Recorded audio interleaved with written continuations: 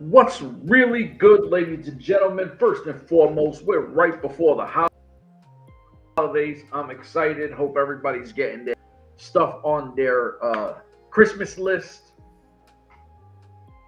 It's been a while since we've been on here. A lot of issues, a lot of whack shit is happening in wrestling. A lot of interesting shit is happening. Listen, I try to tell this guy out until 2026, right? Mr. Over here goes, yeah, and that shit lasted like 5 days. Hey man, what's going on, guys? Is your boy Muffins Martinez, and like always, Chef always don't forget to follow us, subscribe, hit that like button. We're here. We had to do this wrestling thing because I told Chef, I said, Chef, it's been almost like 4 weeks, and I'm chomping at the bit, man, for some wrestling talk. But I wanted to start that conversation off with MLW, and at the last show they have mentioned that Fusion will be returning to a weekly episode starting in 2026. They didn't specify when in 2026, but their first live show, I want to say, is like towards the end of January. So I'm hoping that will be a live episode like they always do, and then after that they'll do like the usual second show that's taped, and then they'll use that tape show going forward for the next 4 weeks, weekly episodes till their next live show, and keep doing stuff like that, man. But I know you're happy because I'm excited that MLW Fusion is back. We need it to be back, bro. We need it to return. Okay, so this has been my question I've wanted to ask you for a while, especially on here.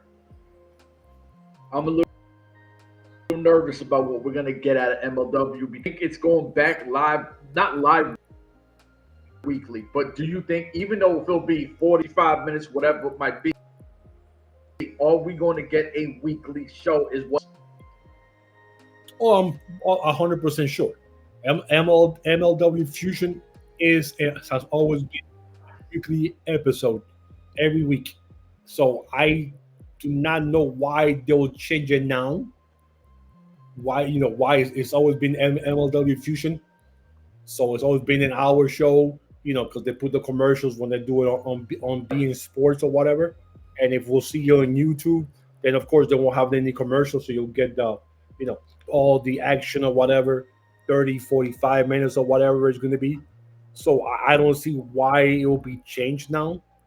I know hopefully it'll be better with the injection of Paul Walter Hauser, and how the last show they did it and they used some kind of technical video audio set that they do in the movies.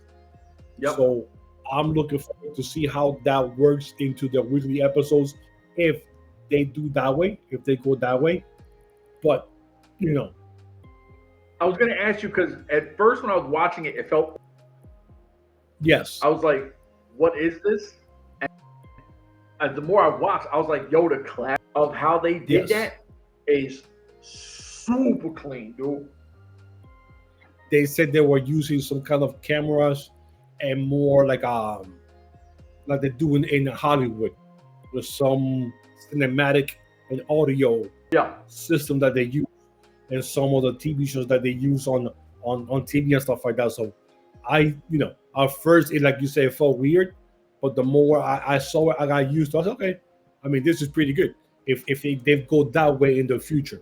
So I know that next year they already have January, February, and March already set up for the shows, live shows. So we're not getting anything for the rest of the year. Nothing probably the beginning of January either, because I don't think they did a tape show after the last show they did or any matches.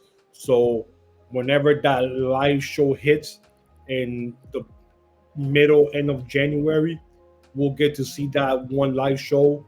And then hopefully, if they do have a second show that they usually do the tapes, that will become their weekly episodes, and then they could do it that way for the rest of the year, which I will be psyched and stoked if that's what happens. So, but time will tell. So, El Jefe kind of said a whole lot new faces. So, are you taking that we're going to get more like wrestlers or more CMLL? Dude, they just be tweeting stuff out nowadays just to like for you to read, but from what we've seen the last couple of years, those tweets, they don't mean nothing. You'll see a couple here and there, maybe a couple of, well, definitely more CMLL guys. That's not gonna stop anytime from what I've seen. That's not gonna stop anytime soon. So we're definitely gonna see more Mexican wrestlers. We might hopefully see more female wrestlers from Toshi, what is it? Joshi Pro Wrestling. Yeah, Joshi Pro Wrestling, the females. When we have our MLW Women's Champion. So we'll see more females champions from there, wrestlers. But, hopefully if people get released during the year from other companies, they'll do their cup of tea stop doing MLW before they go to AEW or WWE or somewhere else.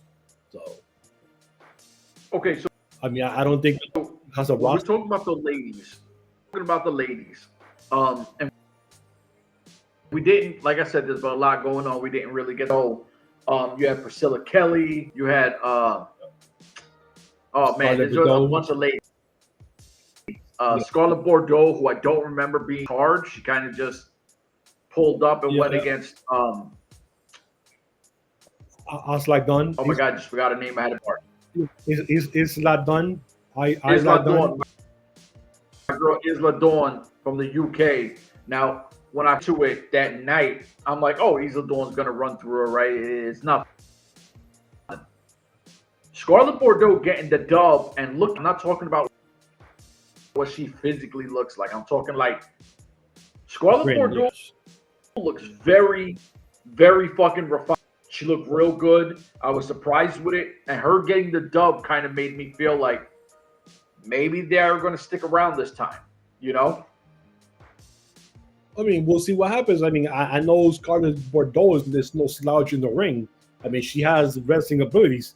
I mean, she still holds like the highest ROH video on YouTube record-wise for number of views in one of her matches that she had there for Ring of Honor a couple of years ago. Oh, damn. So before they got bought by Tony Khan and before she went to WWE. So she knows how to wrestle. It's just for some reason WWE never had her wrestle. So why, I don't know. But she didn't come out with Cross, right? Yeah, she could definitely wrestle. She didn't come out with Cross. No. Cross, and she looked great. She felt like her. She didn't. It wasn't Killer Cross's wife, Scarlett Bordeaux. This was just Scarlett Bordeaux come in, and she looked great. So I was like, okay, I like what we're seeing here. Yeah, we'll see what happens with the females, man. I mean, there's a lot of independent ladies that have been busting their butts for years, who are really ready to start, being shown on TV, especially when AEW, gets them on the shows and just wait basically to be jobbers or whatever. But they're getting shown, and once you see somebody that you maybe haven't heard of or has been flying under the radar, you kind of go, oh shit, I know her. Or like, oh wow, she looks good. She is presentable or whatever. How they see, I don't know how you view the females nowadays, of how they think, oh, well, this person is not TV ready or stuff like that. Damn it, if you are busting your ass in other shows, and these other shows have small TV connections on YouTube and channels around their own area, like in Houston with Booker T's, or Memphis Wrestling down in Memphis. Now they have their show on TV in their areas. If they're being shown on TV, why can't they wrestle in a bigger company? I never understood that. Like, Yeah. what is TV ready? You know what I'm saying? They're there. They're doing their shit. So, let's give them a chance and see what happens. Well, all that can happen is they're going to botch. They're going to look back and you're going to go, okay, at least we tried. We move on to the next set of girls, or they're going to show out and you go, okay, Let me ask you a question. choice, and we'll feature them. So let me ask you a question because of a match where the guy botched like 3-4 times. You said, right? Jesus, yeah, Monday night. Okay. Like a league trying one of the War Raiders. That was just bad, bro. Okay. How many times has Nia Jax botched? How many times have we seen a bunch of girls botch, right? How many times we see a bunch of girls on the biggest level botch? And a bunch of guys, right? Like we see these. I'm just saying, we see these guys and girls, but there is. Yes. But I remember we used to make fun of Sasha Banks, Mercedes Bonet, because she used to always badge at least one step match. Yeah. And she was being featured hard. So that's my point, right? So it's like, unfortunately in this game, like we said, special treatment, right? We see it in sports all the time where a guy does something, he'll get a call when he don't deserve it. If you're selling merchandise, you get a pass, right? Where how many times have we, over these years of doing this, how many times have we seen talent that we're like, how the fuck is this person not on XYZ show, right? Like, and then when they do, we're like, yeah, we've been telling you about it for the longest time. Yes. Right now, you're just catching on to it. The thing is, every state has 6 shows, right? Every state has a billion of them. The talent pool in my city, we got 2 or 3 in my city. Talent pool alone in the United States is endless. And I'm not saying everybody's ever gonna go to AEW. I'm not saying that. But I guarantee you right now there's 3 or 4 guys in New York, in Florida, in Detroit, in Chicago, that are ready for MLW, AEW, WWE, TNA. They're physically ready. They have all the tools. It's just they don't have the following yet, or whatever it might be. My bad, bro. My bad. No, but you're right. I mean, it happened, but it is what it is. But we'll see what happens starting in 2026 with MLW and see what the product will be, what the show is going to be, who they bring in. We'll know after the first month when they have that first show and Fusion comes out. We'll know exactly what the hell's going on, and then we'll know, okay, this is going to be a good year for MLW, or they're going to be in the same boat that they always are. So, but with that said, I wanted to move on to TNA because they had their Bound for Glory show, and at their show or before their show, they had announced that they finally got a TV deal or a streaming service. So now, starting in January 15th, TNA moving forward will have a new home on AMC. They said that it's a multi-year contract. I saw the number. I don't know if it's true or not, but it says a multi-year deal worth $30 million. So I don't know how true that is because I didn't see any official big website by either AMC. It was how that goes out here. Somebody gets the number and then run with it. So if it's true, then it's going to be a good year for TNA. I'm happy that after all these years, they finally get a TV deal. And we spoke about this all year when AEW or when WWE went to Netflix and AEW went to HBO Max. We were saying TNA has to get out of the Access TV and they have to get a streaming service or a channel because if not, they're not going to survive without that. Yeah. And in December, it finally happened. It took almost the whole year. But we kept saying that every time we had a show, we spoke about it, that they needed to get this done. Now it's going to be, like I said, it's AMC and also AMC Plus. So that's also their streaming service. So they'll be able to also see the show there, which is pretty good. What's AMC under?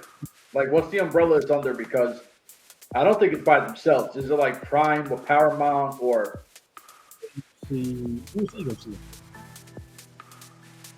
I'm gonna look it up right now. AMC.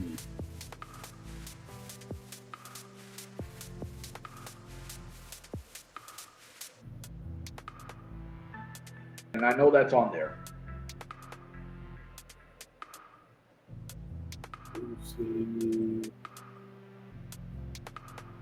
Man, it'd be crazy if Negan pulls up in a fucking Impact Wrestling show. Jeffrey Dean Morgan, the GOAT. Who? Oh, the Jeffrey guy Dean from Morgan. Jeffrey Dean Morgan. Watching all that shit. Oh, come on. Jeffrey Dean Morgan is the man. Like, that guy's done more than just Negan, bro. And Negan is one of the characters of all time. And he's the guy from The Walking Dead. Yeah, Negan, bro. I don't know people's names like that by real names. Negan's dude with the baseball bat who be fucking whacking I don't know his name like that for real. Oh, Jeffrey Dean Well, I think Morgan is one of my favorite actors. AMC is under his own umbrella. Yeah, they own all the places. They own Acorn TV, All Black, AMC Plus, BBC America, High Dive, which is the second biggest anime in the United States behind Funimation. Independent film company. That Philo, which is the TV thing, Philo, like RLGE Films, Sentai Works, which was one of the biggest animes in Japan, Shutter, Sundance Now, Sundance TV, WeTV, and WeTV Plus. The revenue is 2.42 billion. Woo! So yeah, so they're making money. So yeah, so they're their own entity. Yo, you know, this is just, I had an epiphany, right? So, The Walking Dead does crazy cinematic shit, right? Like they do. It's The Walking Dead. Do you know who kind of does something like that in Impact Wrestling? The Hardy Boys. They do The Walking Dead. No. Like the cinematic fight style. Oh yeah, because they had that. What's that shit they did on their own property? Yeah, the Apocalypto stuff and the stuff in their own barn. Can you imagine if The Walking Dead came in and helped them do some wild shit? And they had like a Halloween special. I highly doubt that's going to happen now. I mean, if they do good, maybe by July, August, they might start thinking about something like that.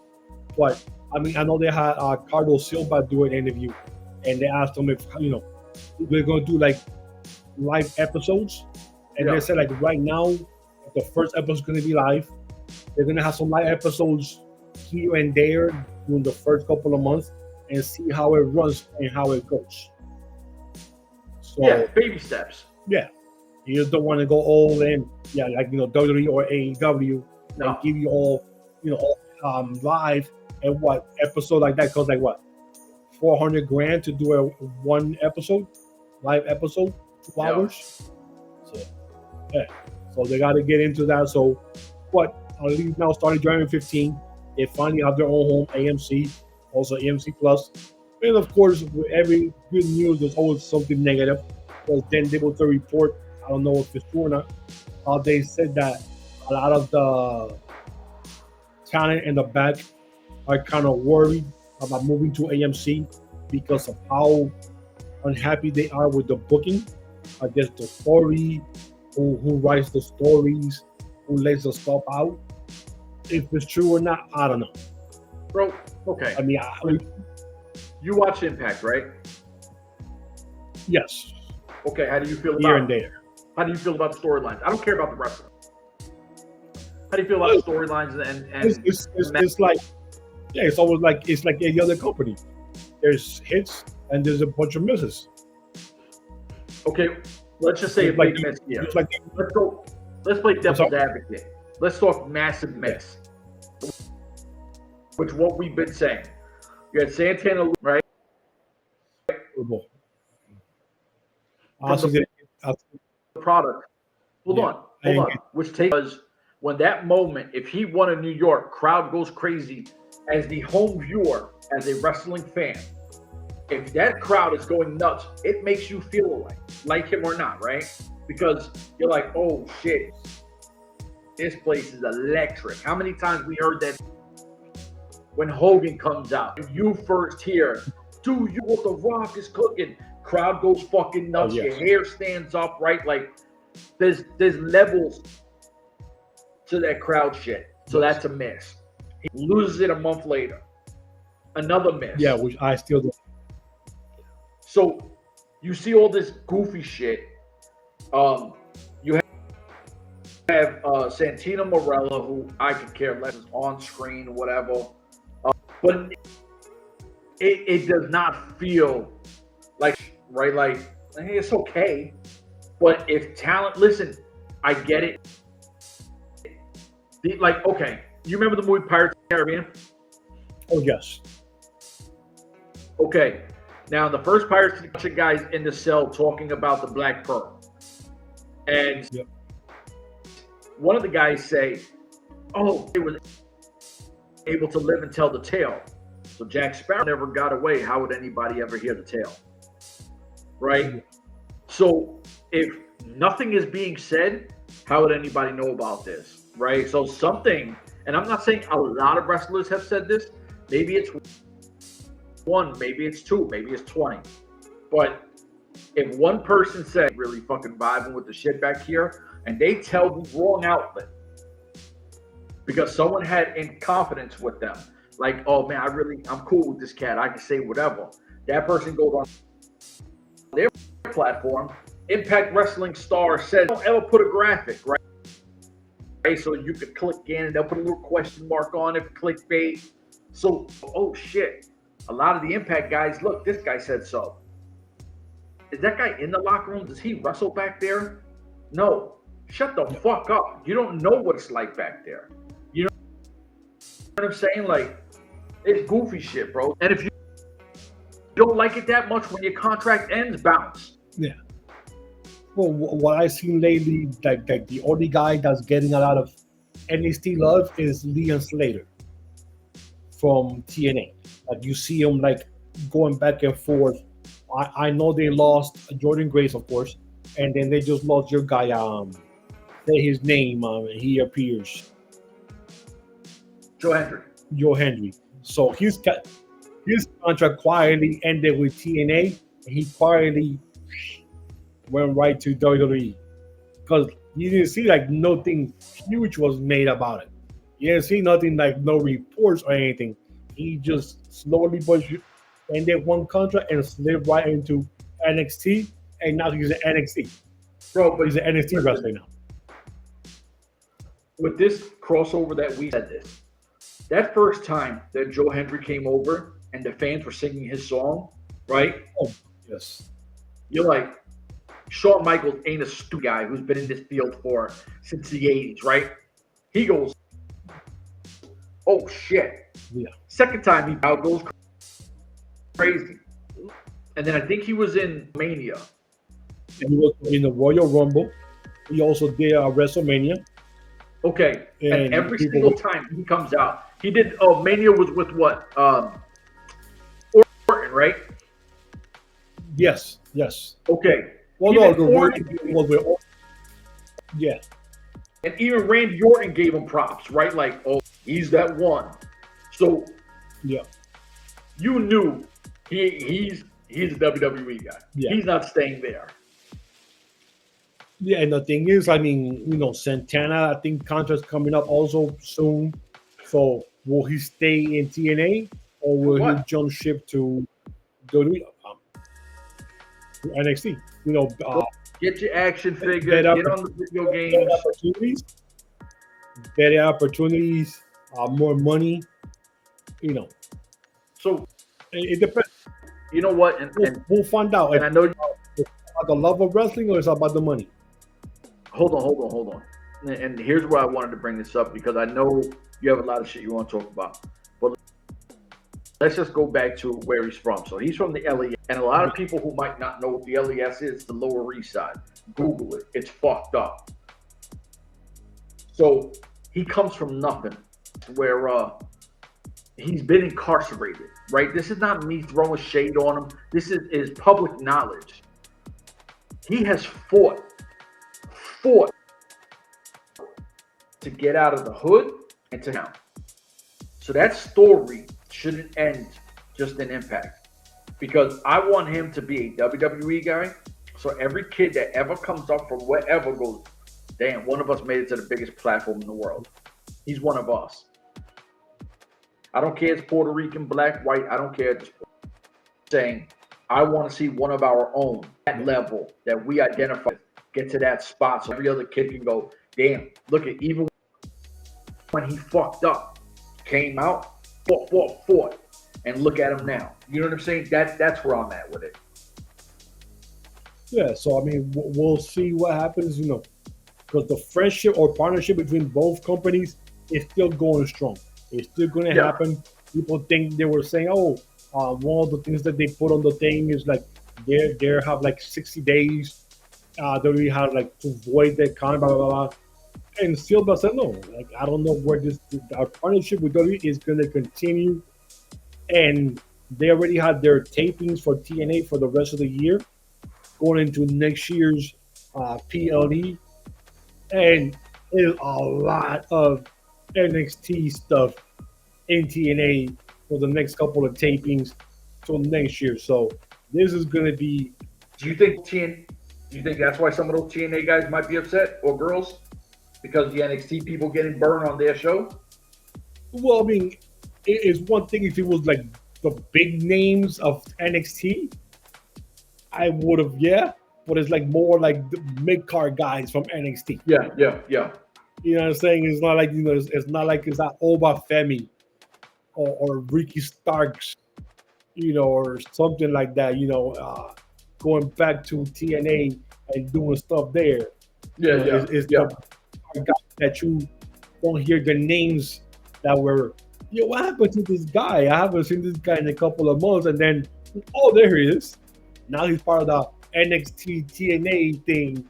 It's guys that they haven't used in a while. And I was like, hey, we got something for you. We got something special for you. We want you to go and be part of this invasion. So they have a tag team. They have a couple of guys who are single wrestlers. And you go, I haven't seen that tag team in a while. I haven't seen that guy in a while. So those are the guys that are in this mess. Yeah. So I'm fine with it. I mean, it's helping TNA reach their spot that they're in right now. And I'll be honest, and I'm probably going to catch a lot of heat for this. I don't think TNA will be in their position they are right now if it wasn't for WWE. Of course not. NXT doing all that stuff from last year. Bro, they carried them. They're carrying them into the promised land, and it's okay. My hope of WWE buying them is not going to happen, so I'll be wrong on that one. I got to eat that one because I thought for a fact WWE was going to buy them before the year was over. But I'm glad they didn't, because at least it's a whole different company where they could bring. I'm with you. Listen, I'm on that same ship. So I'm glad that didn't happen. So, but the next story that I want to talk about is I'm going to rant about something that I saw, and it's War Games. Right. It was awesome. WWE War Games. It was awesome how Liv Morgan came back and how I was going to say Rey Mysterio, but Dominic Mysterio defeat John Cena because of Liv Morgan, which we knew that was going to happen to get the belt back to Dominic, and then keep rising him up, and then John Cena's last match is going to be this Saturday. So that's all good. I loved it, understood that. The thing that pissed me off the most was the War Game matches. Right. And I'll go back a little history. War games was invented in the N.W.A. It was something to combat WrestleMania WWE that had just came out in what 83, I believe, the first WrestleMania 84. So they said we have to do something because they're kicking our butts. So they invented war games, and it was invented for the bad guys, which was at this time in '86 was the Four Horsemen. There wasn't anybody worse than the Four Horsemen. Lex Luger was just a member of the Horsemen. They were running shots through the whole company. They said War Games is going to be this. It's for the Horsemen. Gang mentality. Get everybody in one ring and and just beat the shit out of each other. There's blood. Now this is where first time I started seeing blood in matches. There's blood. There's a cage. You get to break your face in it. Then throwing your body into the cage. You're getting it's crazy stuff. Right. So Horsemen, everything about the Horsemen, they do all this shit after that. We fast forward now 2025. You have your first war games females. So you have the first female one they had, right? They had Team Rhea, AJ Lee, Alessa Vince Girl, Charlotte Flair, Io Sky, and Rhea Ripley against Team Asuka, Becky Lynch, Last Legend, Nia Jax, and the Kabuki Warriors, Asuka and Kairi Sane. All right. Yep. A couple weeks before in AEW, they had Guts and Glory. I don't know if you ever got to see that match. Yeah. Yeah. With the 5-on-5 girls and the girls. Yep. First one they have females Guts and Glory match. You had sent me the There thing. was blood. And there was blood, and I was shocked. And I was shocked because I loved it. Females bleeding, I've never seen. You rarely see females bleeding. They were bleeding. They're beating the shit out of each other. They're getting hit with everything, throwing their bodies on the cage. I'm like, oh my god, this is war games. This is how this is supposed to be. So now I'm going to this impression like, wow, WWE is going to have to top this because those girls just went berserk. Freaking the blue girl. Oh my god. In AEW, she the blue sky blue. That girl was bleeding. She had a crimson mask on. It was beautiful. It was like a work of art.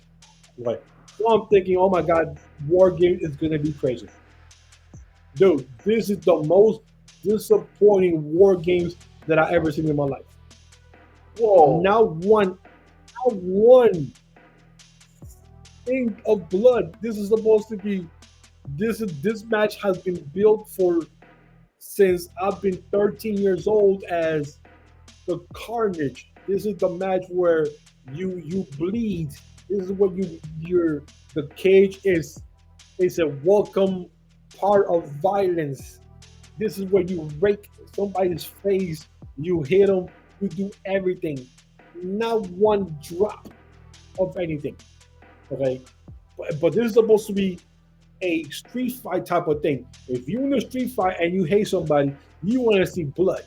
Dude, not one. And then the worst part is Io Sky climbs, gets on top. You see the 5 heels just sitting here or standing looking up. She's looking to the crowd. She starts doing this bullshit that she does. I don't get this. Keep talking. I don't get this nonsense. They hand her a garbage can. She's looking to the crowd. She puts the garbage can on top of her or puts her body inside the garbage can and then does a moonsault of the cage with the garbage can with the 5 waiting girls on the bottom. Folks, it's been close to 30 seconds to 45 seconds. These 5 girls are just waiting for her to do something.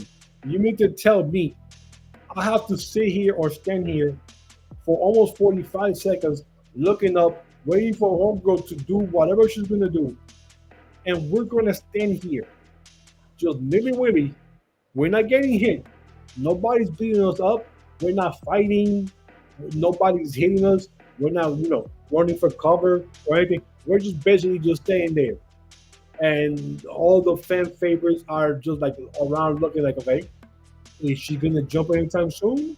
Are you gonna do something? So she finally does it. Like, why does it take that long to do a move from the top rope? It shouldn't take 45 seconds to almost a whole minute of non-action down in the bottom because the girl or the person on top is doing a bunch of nonsense. They're just standing around. Like, why?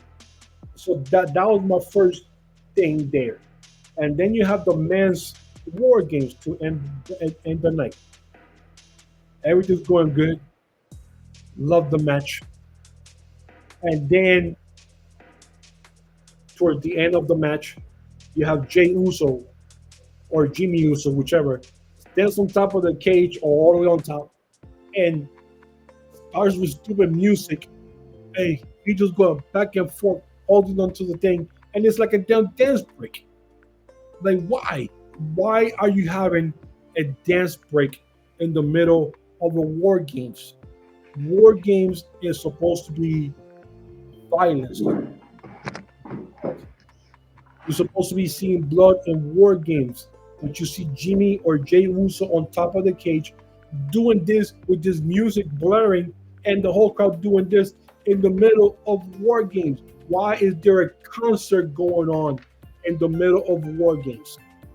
And it's not because Brock Lesnar comes out and the music is like, but why is there a dance break in the middle of the most horrific match in the history of wrestling? Listen. So I'm gonna tag in on two of these. One, I'm sorry, but it didn't. It's just. I get what you're saying. It destroyed every vision that I have of war games. It destroyed everything that I've seen from war games since the first war games they had back in '86. The Four Horsemen and James J. Dillon against Dusty Rhodes, Nikita Koloff, the War Warriors, and Paul Ellering. Okay. From then on, and this just destroyed almost 40 years of massacres in my brain. My beautiful nightmares. Okay, so hear me out. I grew up and I enjoyed steel cage fights because they felt closer to home, right? They're more violent and people do foul shit. War games, I think you're exactly right with the whole gang warfare mentality, right? So I like the I'm not gonna say the straight up carnage, but the mass beatdowns. It didn't bother me as much because the girls didn't bleed. What bothers me are those spots where you just have people, you see it all the time in lucha matches, waiting for somebody to do something today so they can just catch them, and it is what it is, right? Like, it's just wrestling because they're just looking like dumbasses. Like, and hear me out, Martinez. And he climbs to the third story of a building. He's going to jump and smash me. And I'm standing there with four of my friends. Why don't we just move out of the fucking way and let him kill himself? Right? Like, I mean, it's the simplest thing to do. It's just sidestep, and that's that. But nope, in wrestling, you can't. You got to stand there and wait. Gotcha. So the spot where she gets the garbage can on her, I thought was stupid. I mean, listen, not for nothing. Not much could go right with that spot. God forbid she fucking lands the wrong way. Right. There's no safety in that garbage can. You're just getting crushed. So, but the no bleeding, it didn't bother me as much as it. But after watching the one AEW, I was like, oh shit, this is going to be crazy. The only part. WWE has never been that big on the girls getting opened up like that. right? They never kind of tested that waters. You've seen it in AEW. I mean, listen, guys and women bleed every episode of AEW. It's, all blood wrestling. That's all that shit is. It should be ABW, all blood wrestling. The girls in Impact Wrestling bleed in matches and stuff like that. You see them get banged up. We've seen hardcore matches, stuff like that. WWE protects their women, or whatever. The whole yeet thing and I don't know. I mean, there's a lot of shit that if I had a fight with somebody, I'm not sitting there waiting so you could do your thing and get the crowd to it, right? Like, and if you need the crowd participation match, you're not doing your justice in your match. Dude, this whole G thing is Monday was the New Day, AJ Styles and Dragon Lee in the thing, and they're about to face off. Here comes the Usos.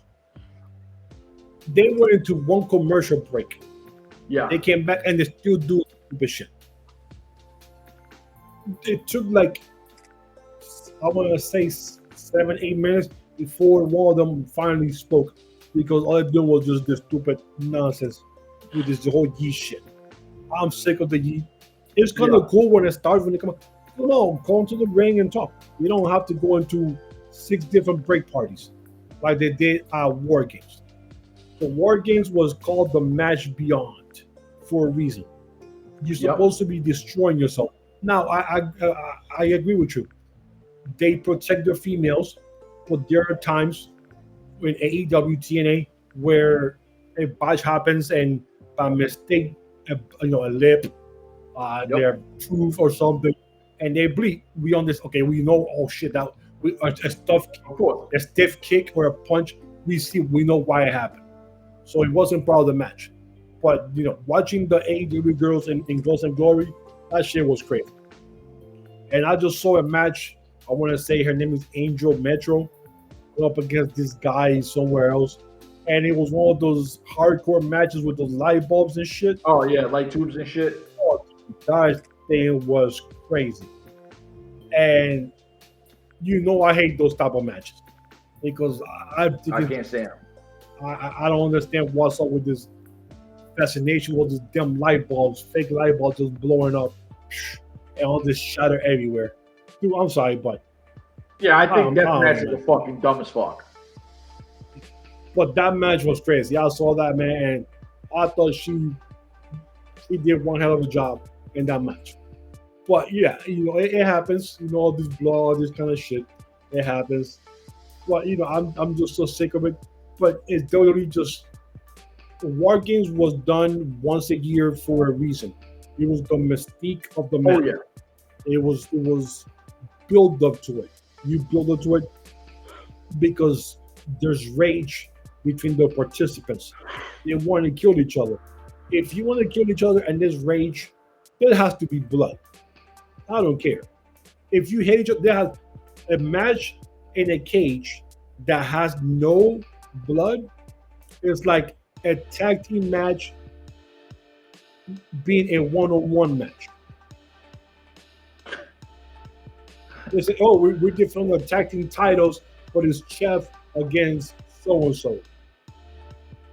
Yeah.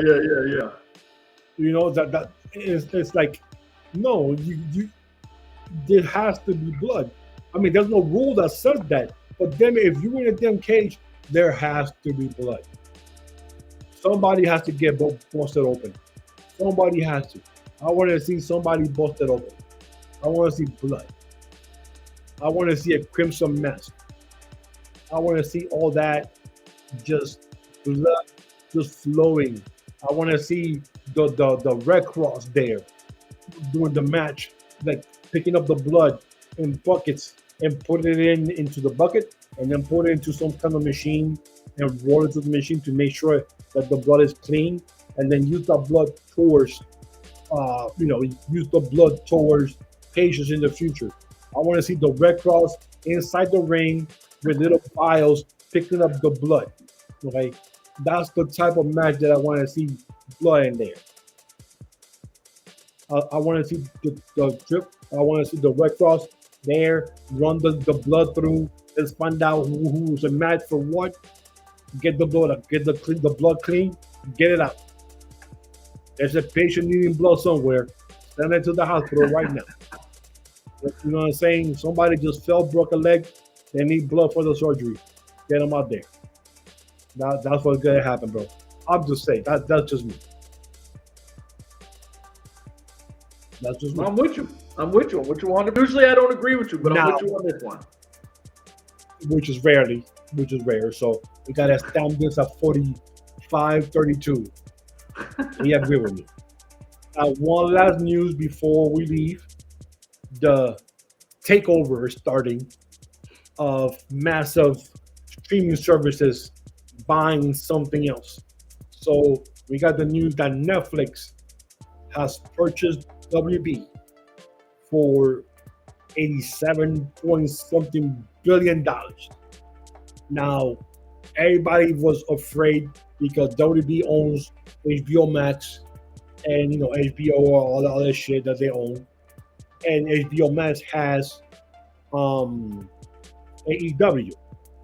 But what they did was that they are taking TNT and TBS out of the deal and put it into Discovery Channel.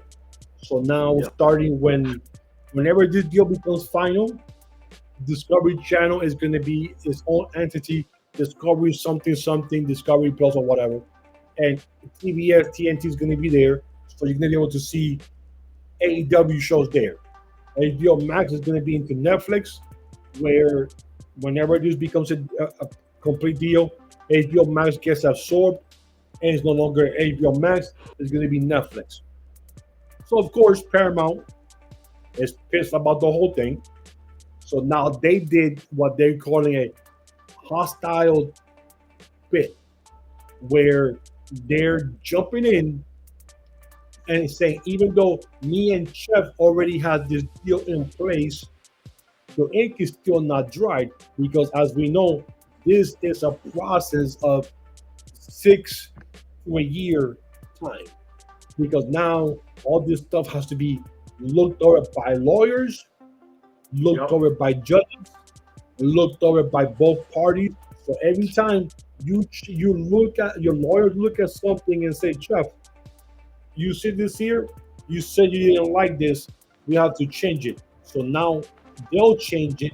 They have to send that paperwork back to the other lawyer side for them to sit there, go through everything, sign off on that, to then send that back to your lawyers so they can sit there, look at it, and say, okay, now you sign off on it, to then go into the judges to say, okay, so go back and forth. This is why lawyers and all those firms make this much money, because this goes back and forth. And if you got 127 pages or something, all those 127 pages got to be looked at every single time to make sure that thing is correct. So now your son, oh God, I forgot his name, Alex, comes in Paramount and say, oh no, we're not gonna sit for this. So now Alex says, we're gonna jump in now and we're gonna make a bit of our own. So now they're offering Netflix more money on their stocks, and more money up front on the deal, more cash. So if they offer you $87.4 billion, out of that money, we're going to say, we're going to offer you this much, but we're going to give you this much cash right now ahead. So we might give you 30, 40 billion cash right now in assets right now on top of the stocks going forward. So now, even though you and I have a deal in place, I'm going to go, hold up. Me being Netflix saying, hold up, this offering more money and more cash. Now, do I keep my deal with Chef, even though we already said that? Or do I go back and go like, damn, I have to look into this because they're offering more equity. Now, can I get Chef to at least come close to that or match that to keep the same deal that we have in place. But this is what happens now. Back in the days was usually was a handshake. You spat on your hand, you shook the hand, it was a done deal. Now is their word against their word. Everything has to be legalized. Now I have to listen to this other offer. Now, Chef, what you got? Are you gonna come with something better than what? Something close? I want to ask you.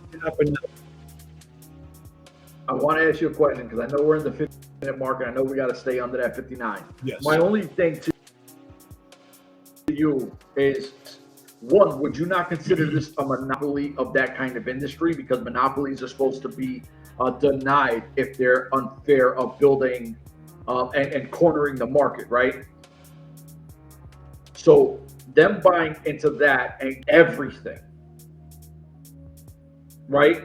Also, now, like, I'm worried, well, shit, are they going to do all, they have their own Hollywood studios to film and everything. Do those just go straight to streaming and not hit the movie or the movie box? If it doesn't hit the movie box, then movies start going out of business and then we're making less money. You know what I mean? Like, I think that's my worry about the situation.